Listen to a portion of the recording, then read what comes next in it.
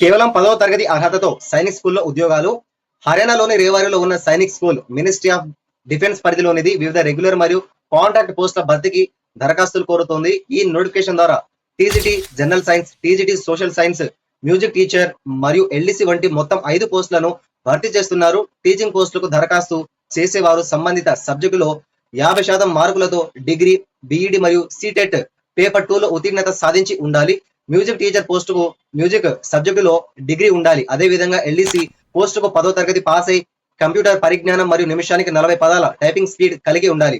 వయసు విషయానికి వస్తే టీచింగ్ పోస్టులకు 21 నుండి 35 ఏళ్లు, ఎల్డీసీ పోస్టులకు 18 నుండి 50 ఏళ్ల మధ్య ఉండాలి.